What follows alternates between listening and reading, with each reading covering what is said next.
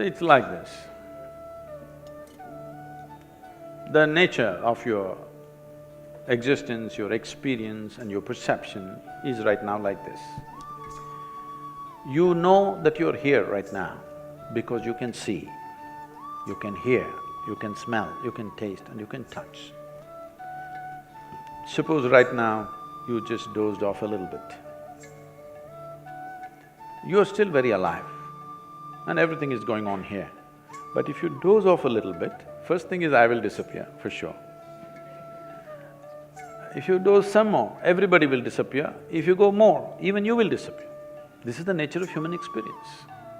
Simply because the five sense organs have shut down, suddenly the world is obliterated, even you're obliterated. Or in other words, your entire experience of life right now is limited to five sense organs. These sense organs, in the very nature of things, cannot see anything the way it is. They can only see everything in comparison. You know what is light only because you know darkness. You know what is sound only because you know silence.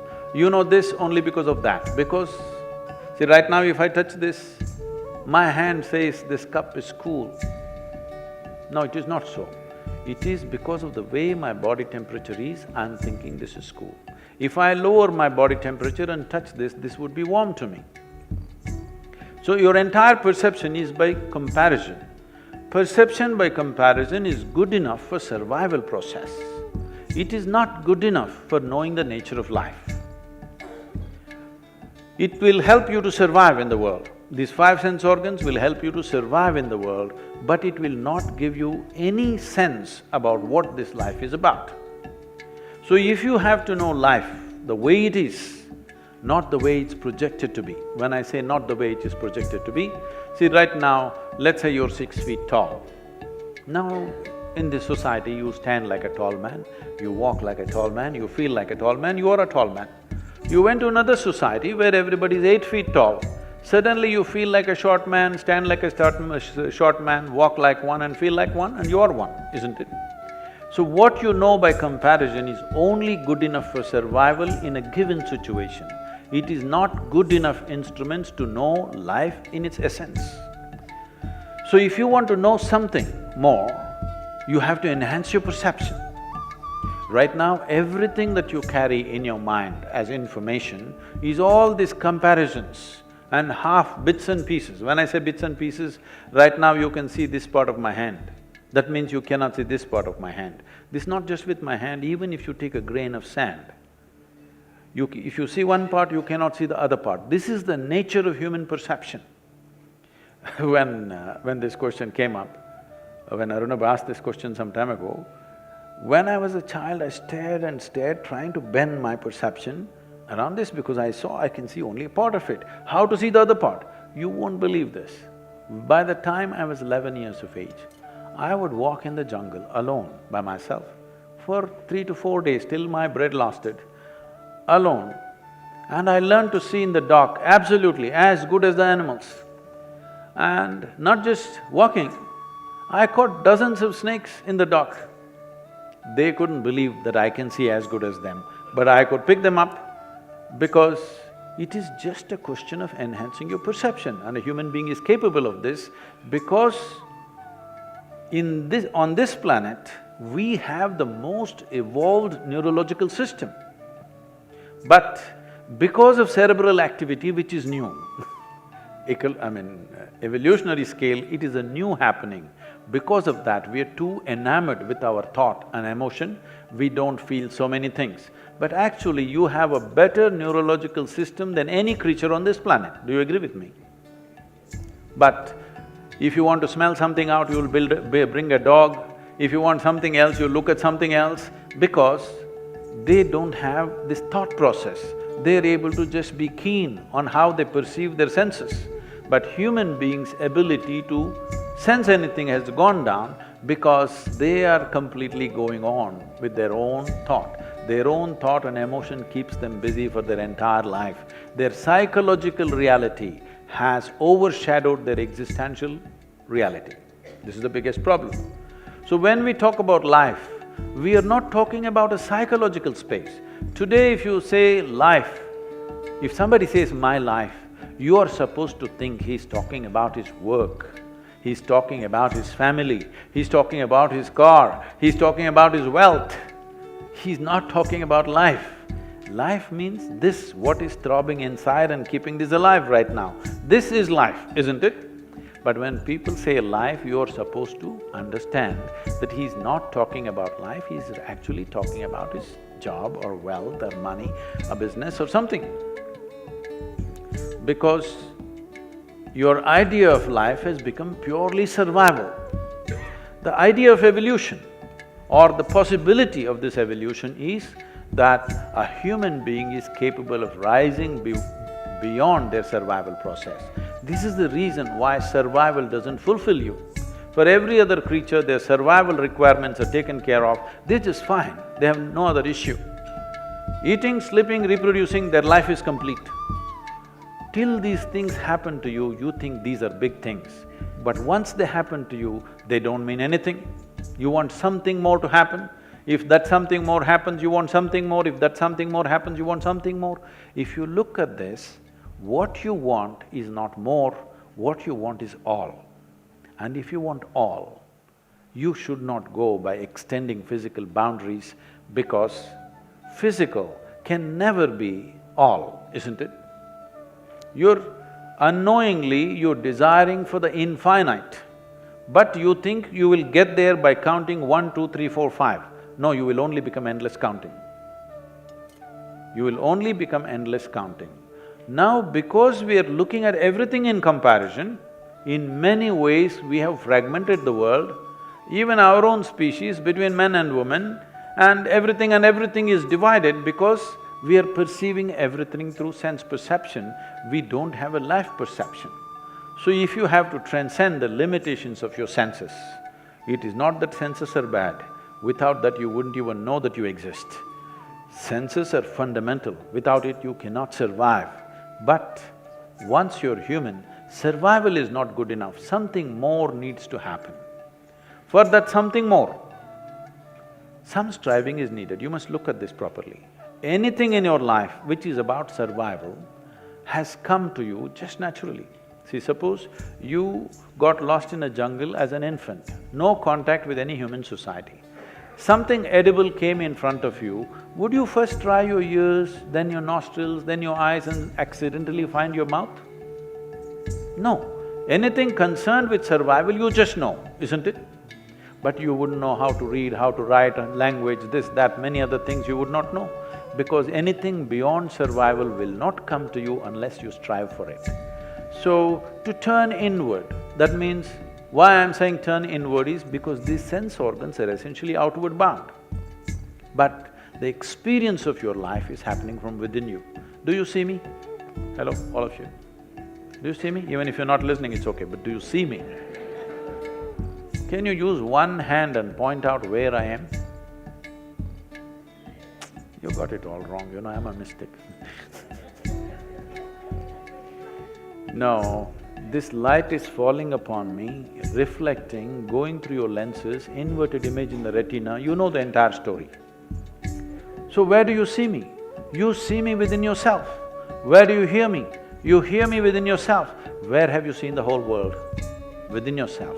Everything that ever happened to you, light and darkness happens within you, pain and pleasure happens within you, joy and misery happens within you, agony and ecstasy happens within you. Just about anything that ever happened to you happened only within you. You have never experienced anything outside of you.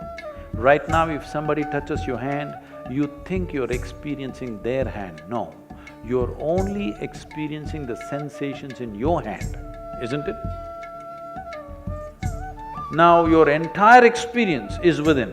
When it is so, what happens within you, at least what happens within you, must happen the way you want it, isn't it? If you happen just the way you want it, would you keep yourself in the highest level of pleasantness or unpleasantness? Pleasantness.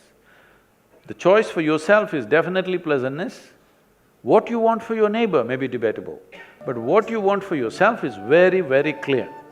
But that one thing is not happening. Why I'm talking about pleasantness is, there is substantial medical and scientific evidence today that if you remain pleasant, without a moment of anger, anxiety, irritation, agitation, nothing, for 24 hours if you remain like this, they are saying your ability to use your intelligence can go up by 100% in 24 hours' time.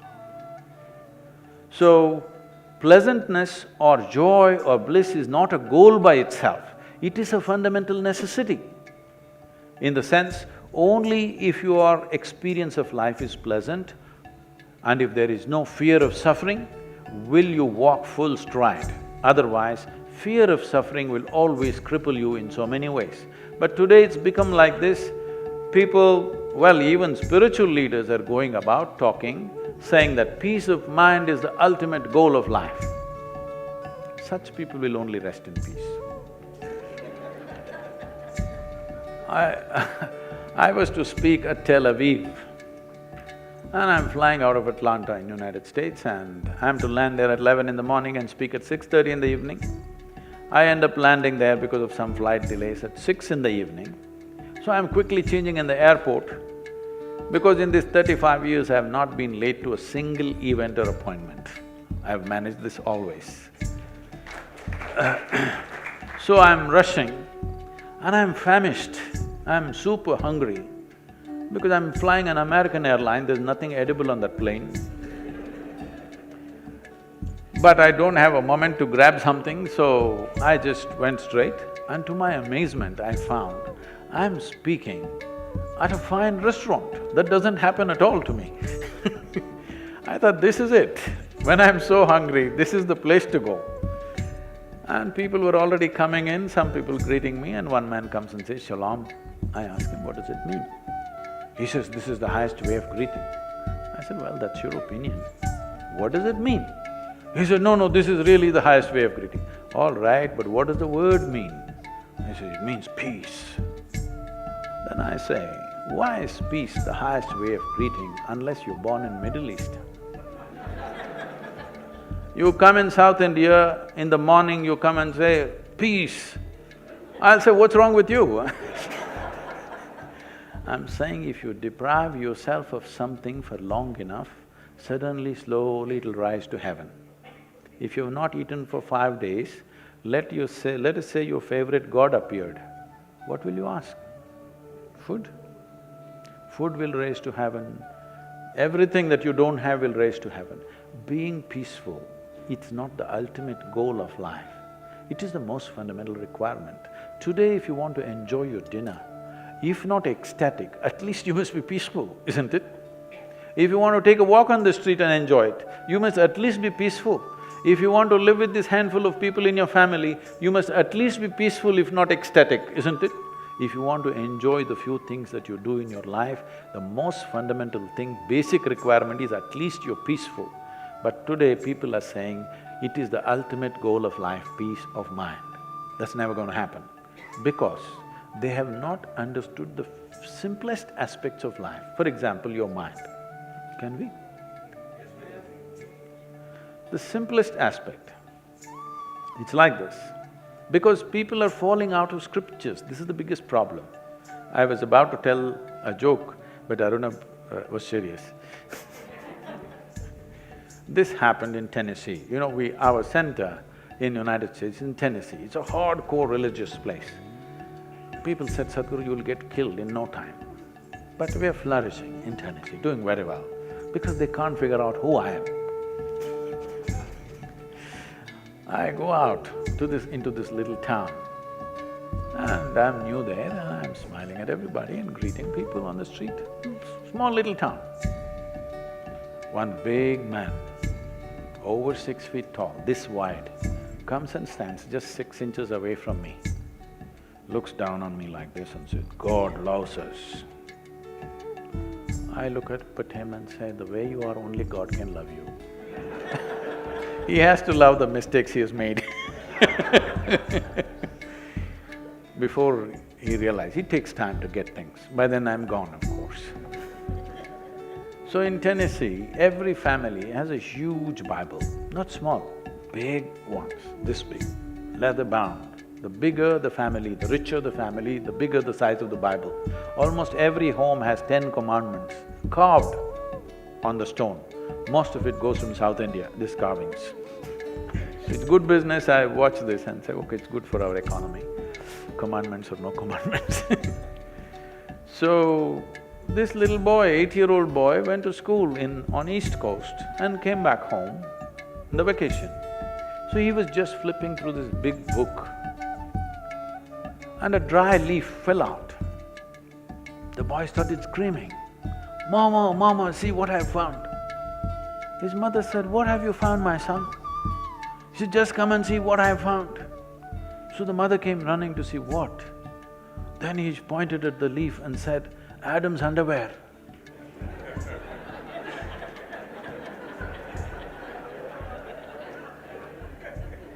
So lot of people, the reason why something so simple and life-oriented has become complicated is because people are falling out of scriptures. What is it that makes you think 1,000, 2,000, 5,000 years ago, people were far more intelligent than you and me? Why is it so? Is it not such a retrograde step that you think people 1,000, 2,000, 5,000 years ago were much smarter than you and me? Is it so? Is it in line with the evolutionary process, I'm asking? No. But this is the thing we want to change. Today, with everything around us, we handle it scientifically using various technologies. It is equally important that you handle your inner nature scientifically, in a logically correct manner and with tools. Now your thing is, give me the tools. These are subjective in nature. If it was a screwdriver, I would have come with a bag full and given it to you. This is subjective. What is subjective means it is something within. Right now, everything of you is outward. That is, all your 5 senses are outward bound, isn't it? You cannot turn them inward. You can't roll your eyeballs inward and scan yourself. You can hear this, so much activity here, you cannot hear this.